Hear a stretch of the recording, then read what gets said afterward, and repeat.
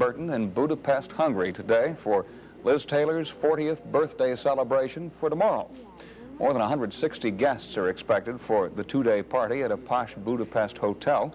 The master chefs placed the final touches today on a 100-pound birthday cake especially prepared for Miss Taylor. So far, there's no word on the gift that Mr. Burton will give to Miss Taylor. The president's historic trip to China has reawakened some American interest in things Chinese, everything from ping pong to Mao jackets, and more attention is being paid these days to Chinese cuisine. A report now from Channel 4 reporter Joe Ramirez. Oh, that's how you... With all the talk lately about Peking duck and shredded shark fin, business was bound to pick up at some local Chinese restaurants, and it has. Restaurants specializing in Mandarin-style cooking seem to be getting more attention because of the presidential endorsement. Chopsticks are getting a little more play too, although there are still some who aren't quite as adventurous. One Hollywood restaurant is busy keeping up with the demand for Peking duck. The price is impressive, $12.95. But so is the duck, which takes 2 days to prepare. Before the presidential trip, the restaurant served an average of 1 Peking duck a night. Now it's up as high as 4. I hope that Nixion is enjoying. There are even advance orders for a 12-course meal featuring the same Mandarin delicacies the Nixions enjoyed in Peking. We think that people are more interested in the Mandarin food now. So we wanted to put this menu together, so-called presidential banquet menu, going to serve in this restaurant at Shanghai. Do you think that people are going to be able to eat all that? I do believe so. People like to try new things. Good, you know? That's Peking Duck.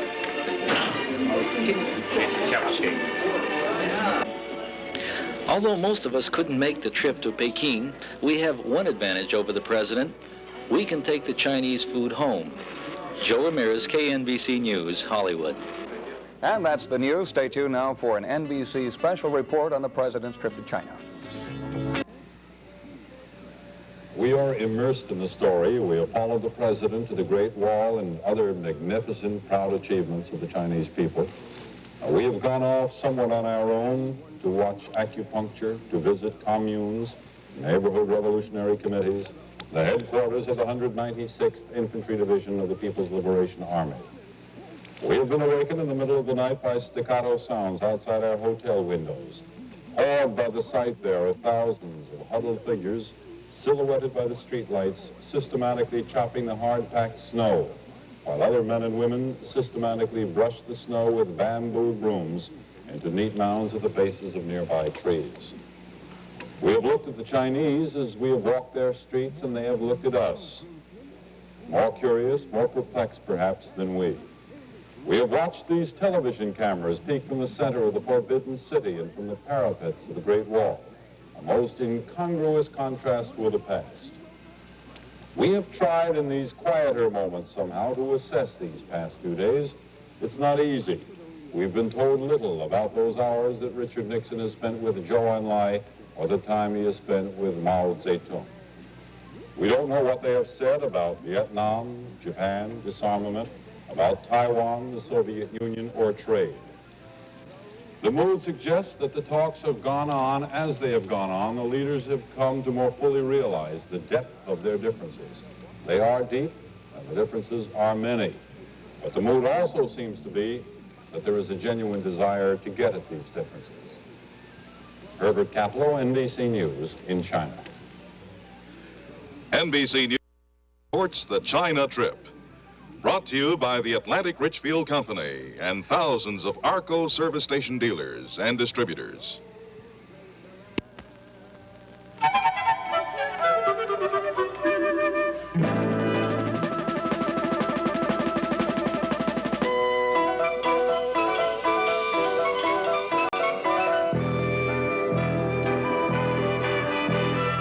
Nowadays, many service stations come equipped with just about the same kinds of service, and a lot of this service is free, but not gasoline. On the average, you pay $250 a year for gasoline. And yet, in spite of what you pay, nobody really tells you what you get. We think it's time somebody gave you the facts. So now at ARCO stations, we're going to list our ingredients and what they can do in plain English right on the pump. We're not going to use any gimmicky words. We're going to spell out what's in ARCO gasolines. Those other things, we'll give you them too, but we'll also show you what you pay for. At ARCO stations, we show it because we've got it. I'm John Marshall, NBC News, Los Angeles. A White House spokesman in Shanghai announced just a few moments ago that the expected joint communique by President Nixon and Chinese Premier Zhou Enlai now has been delayed for at least an hour and a half from right now. The communique will cover what was agreed on in those talks between the two leaders in the past week. You'll recall last night the presidential press secretary Ron Ziegler announced that the president and the Chinese premier had reached basic agreement on a number of matters.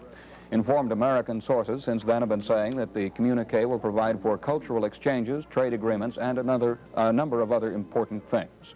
Now here's Edwin Newman with more coverage of the China trip.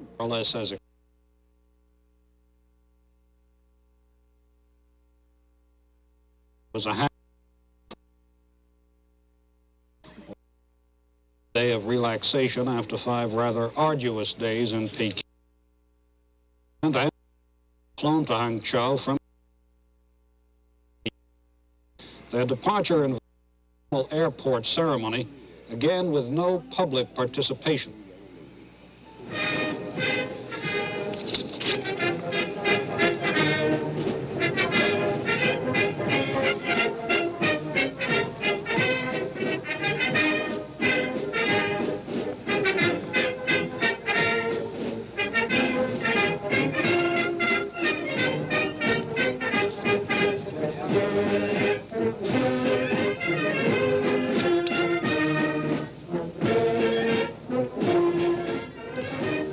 The plane was a Russian-built turboprop, an Ilyushin 18. It was the first time that Mr. Nixon, as president, has flown on a foreign aircraft. It had been in the air only for about half an hour when the president excused himself, left Zhou Enlai in the private compartment they were sharing, and went into the main passenger cabin to work. He sipped tea and conferred with his advisors.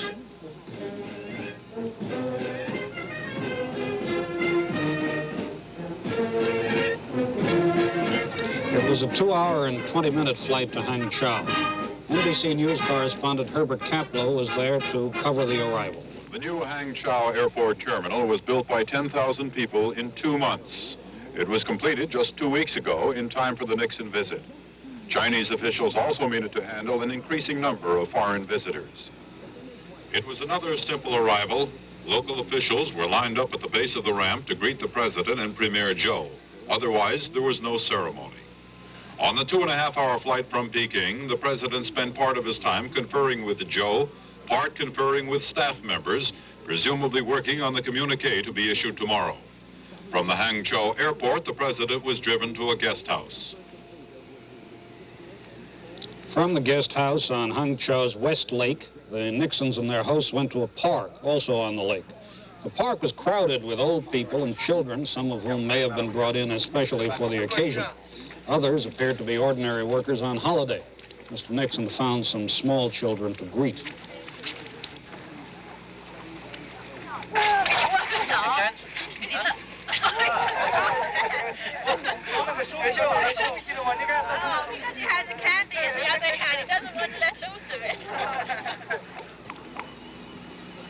Both the president and Zhou Enlai seemed to be glad that their serious conversations were over.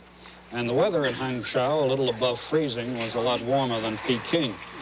In the park, the president and Mrs. Nixon dropped breadcrumbs to the carp, which, however, were only mildly interested.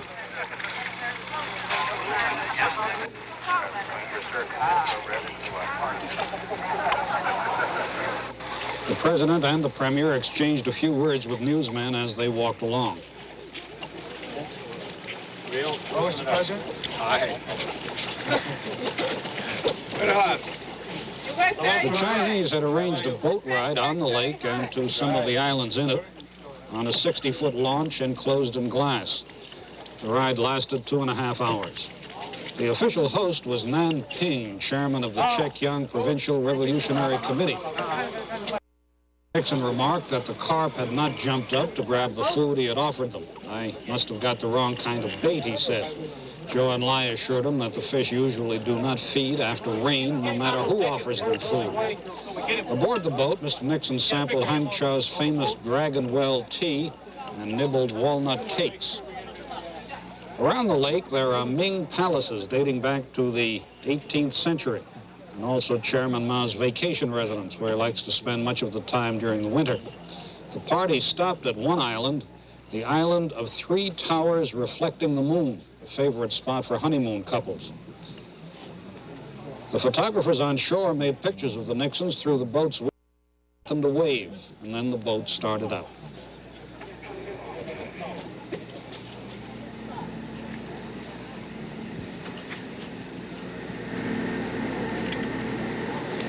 Meanwhile, White House News Secretary Ronald Ziegler had given newsmen the indication that any kind of agreement had been worked out between President Nixon and the Chinese. A basic agreement has been reached between the Premier and President Nixon regarding a communique. That communique will be issued tomorrow in Shanghai, tomorrow afternoon. When was the agreement reached?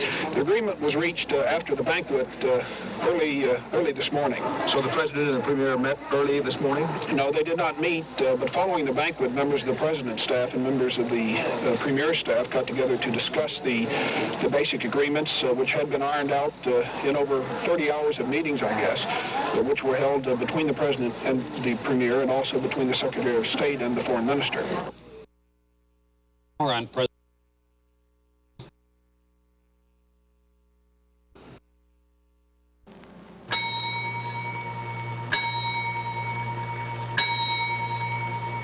You know what this is.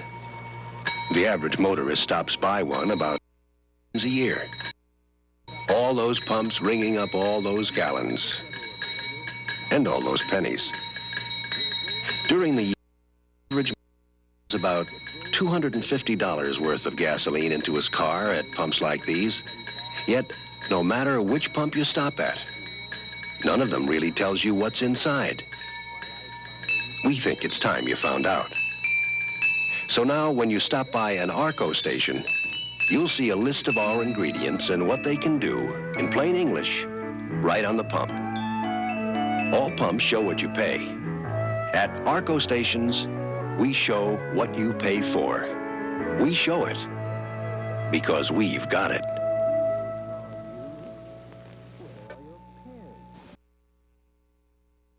Of course, libraries of film and videotape. The library is where the good footage, the memorable footage goes. A good deal of that has come out of the China trip in the last week, and we're going to remind you of some of it now. Sights and sounds of President Nixon in China. The Great Wall of China is what we show you first, built 17 centuries ago to protect the Middle Kingdom against invaders. It stretches, broken and ruined, 2,500 miles along China's jagged northern rim.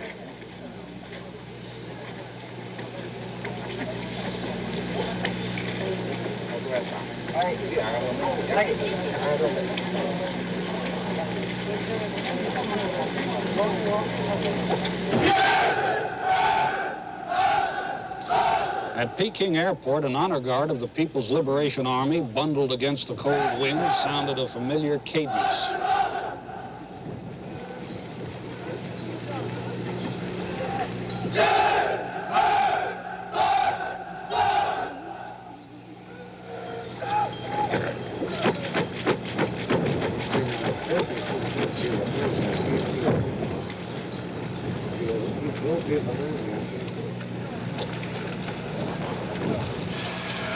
A handshake between Mr. Nixon and Zhou Enlai, Prime Minister of China. Everything rather cool and correct. Then, the national anthems. The words of the Chinese national anthem.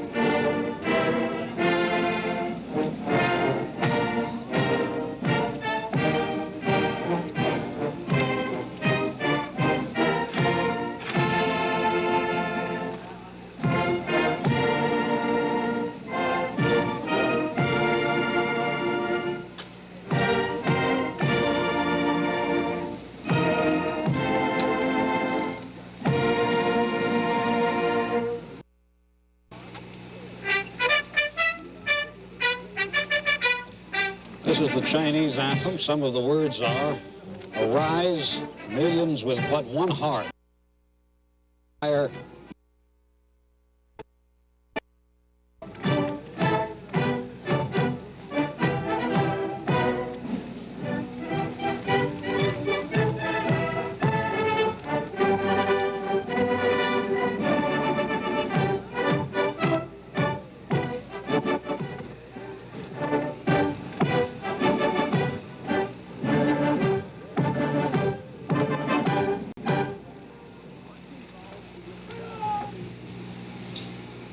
Perhaps the pictures of the week were these: Chairman Mao Zedong, founding father of the Chinese Communist Party, and Mr. Nixon. Mao, who was 78, appeared to be fit. The meeting surprised American reporters, for it had not been expected to happen until later.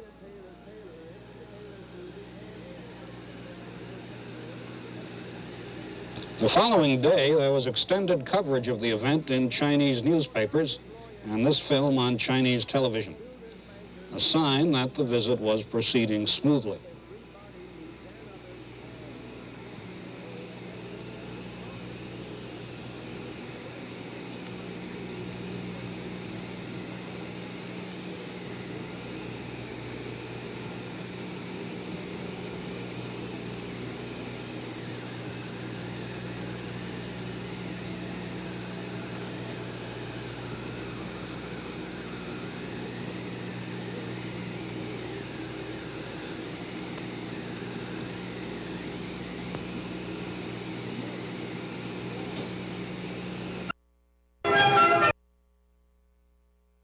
Diplomacy may be conversations through interpreters. It may be toasts during banquets. Premier Joe drinks to the health of the president while the band plays The Helmsman, a musical ode to Mao. And the president reciprocates.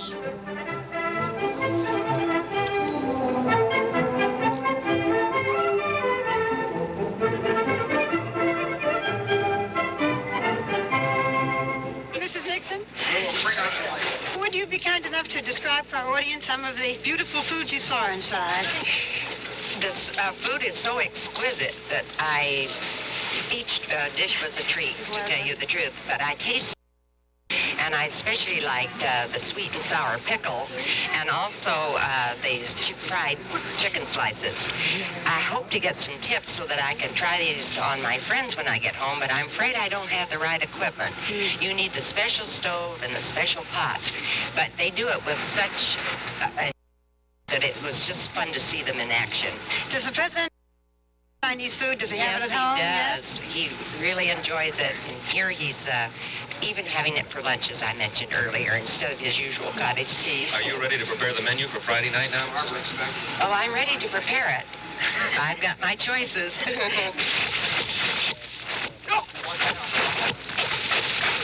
The People's Liberation Army staged a demonstration.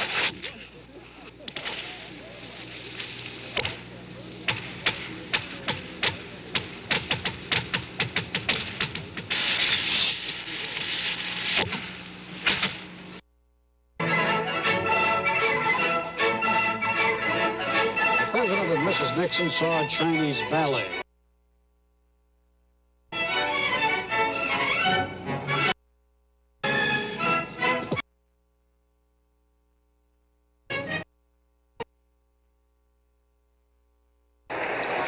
Twice in Peking there was heavy snow, and people by the thousands suddenly appeared, some with shovels, many with brooms, to sweep the streets clean. It became the most celebrated snowfall since the blizzard of '88.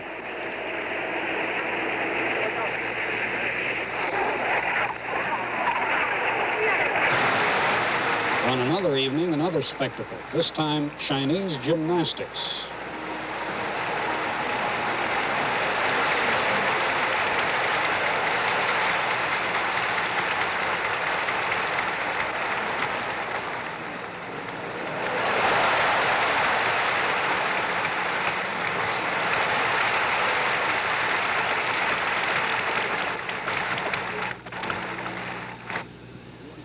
Snow softened the contours of the Forbidden City.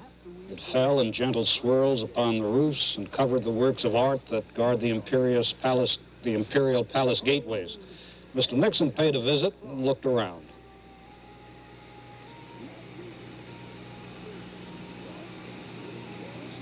The Empress did not sit with him.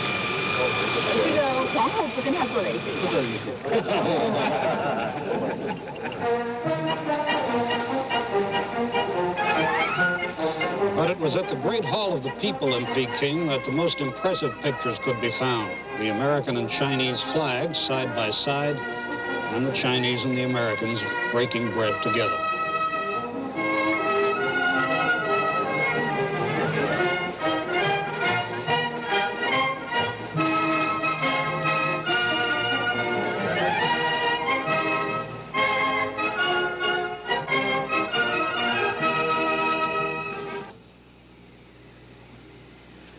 Shanghai, where President Nixon is now, is the most famous city in China, and before the communists came to power, it was the most wide open, and the most wide open to Western influence.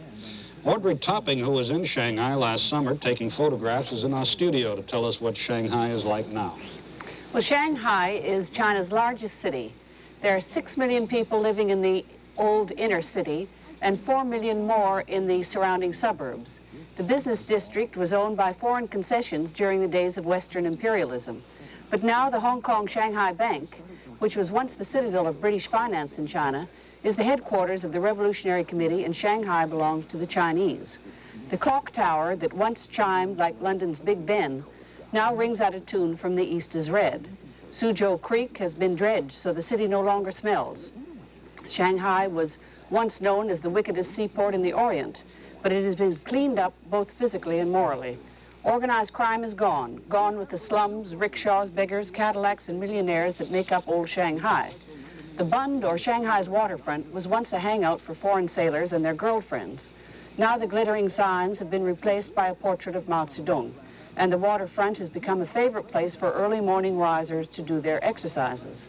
Shanghai, once a fishing village, was built up to serve as a port for foreign commerce and industry. Now most of the foreign trading vessels have been replaced by Chinese ships. Chinese freight junks with their bamboo-ribbed sails and small sampans still haul freight on the Yangtze River as they have for centuries. But a small shipbuilding industry where they make modern ocean-going ships up to 10,000 tons is in operation too. Many of the factories are located along the banks of the Huangpu River that empties into Shanghai Harbor. The air is polluted by the black smoke pouring out of the chimneys. Shanghai has the largest industrial output of any city in China. It produces textiles, trucks, and the red flag cars used by government officials. The people of Shanghai also make machinery, electronic equipment, turbines, chemicals, and over 2 million tons of steel a year. The factory workers often live in worker settlements in the outskirts, where the new factories are being built. This is Pengpo settlement, where families from nearly 16 factories live in apartment buildings. The average apartment has 2 rooms like this, plus a kitchen and a bathroom.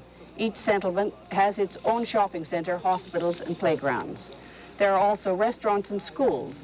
Here are some nursery school children learning portions from the revolutionary dramas. These, which are popular in Shanghai, these revolutionary dramas are the main source of entertainment for both residents and visitors to Shanghai. There are also large department stores with a variety of consumer goods and friendship stores where foreigners can buy old Chinese antiques and jewelry.